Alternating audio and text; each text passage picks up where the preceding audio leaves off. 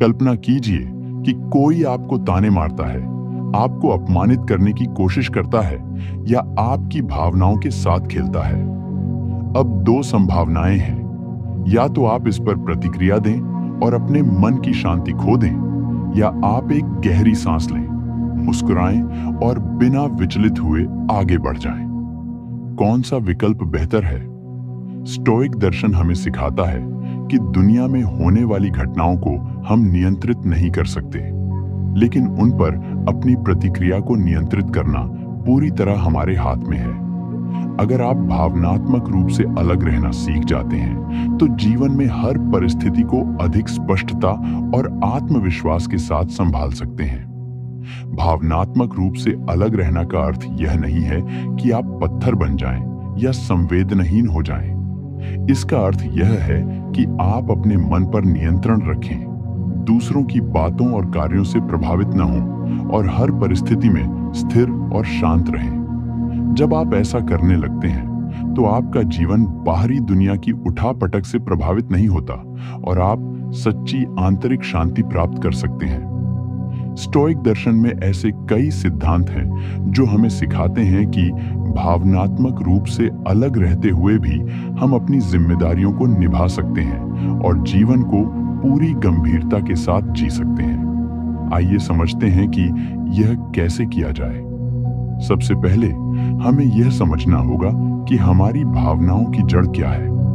अधिकांश भावनाएं हमारे विचारों से उत्पन्न होती हैं, न कि वास्तविकता से। जब कोई हमें अपमानित करता है, तो हम आहत महसूस करते हैं क्योंकि हम उसकी बातों को सच मान लेते हैं या उन्हें अपने आत्मसम्मान से जोड़ लेते हैं।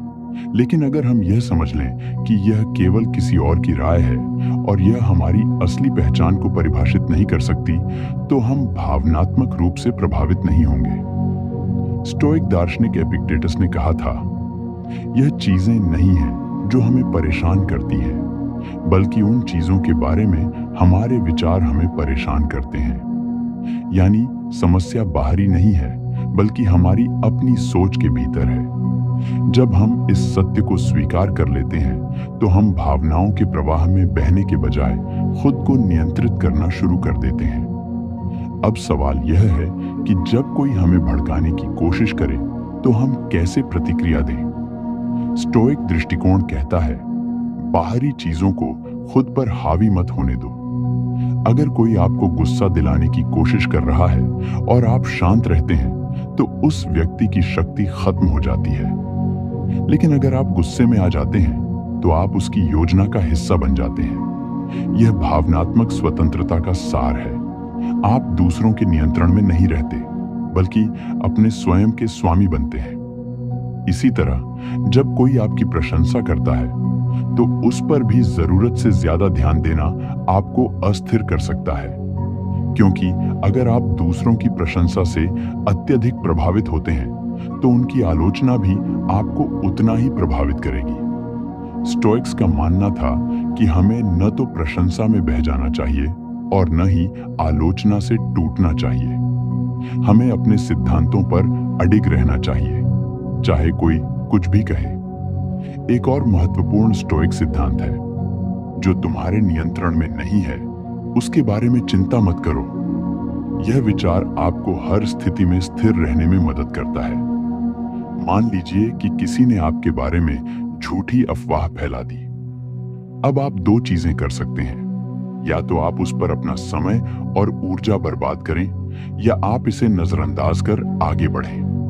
स्टोइक्स कहते हैं कि आपका चरित्र आपकी सबसे बड़ी ढाल है। अगर आप खुद को जानते हैं और अपने मूल्यों पर चलते हैं, तो बाहरी बातें आपका कुछ नहीं बिगाड़ सकती। इसी तरह जब आप किसी कठिन परिस्थिति में होते हैं, तो आपको यह सोचना चाहिए, क्या मैं इसे बदल सकता हूं? अगर हां, तो आपको समाधान पर काम करना चाहिए। अगर नहीं, तो चिंता करने का कोई मतलब नहीं। उदाहरण के लिए, अगर बारिश हो रही है और आपके पास छाता नहीं है, तो आप गुस्सा करके कुछ नहीं बदल सकते।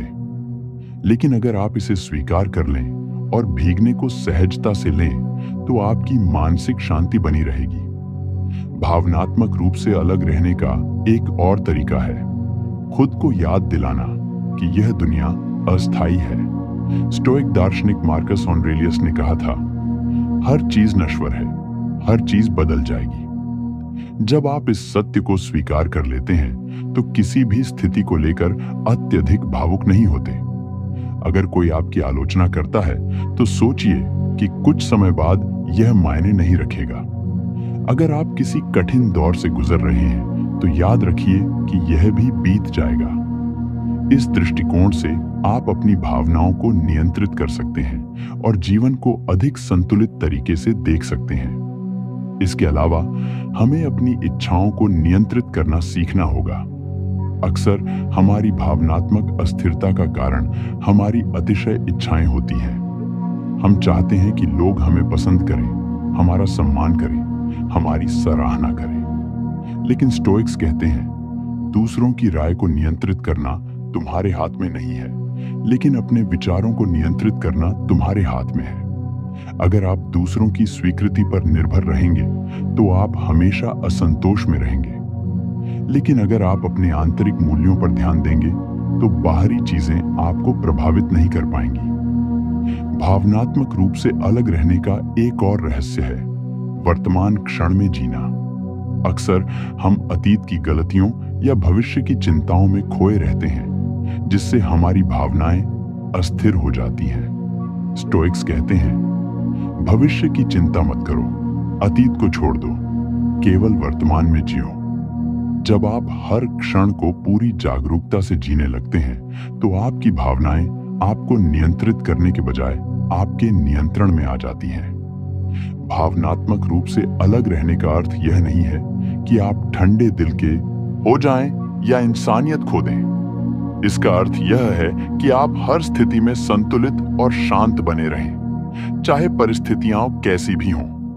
जब आप स्टोइक दर्शन के इन सिद्धांतों को अपनाते हैं तो आप न केवल मानसिक रूप से मजबूत बनते हैं, बल्कि अपने जीवन को भी अधिक स्पष्टता और आत्मविश्वास के साथ जीने लगते हैं। अगर आपको यह वीडियो पसंद आया तो इसे लाइक करें, अपने विचार कमेंट में साझा करें और चैनल को सब्सक्राइब करना न भूलें। स्टोइक दर्शन पर ऐसी ही और ज्ञानवर्धक बातें जानने के लिए जुड़े रहें।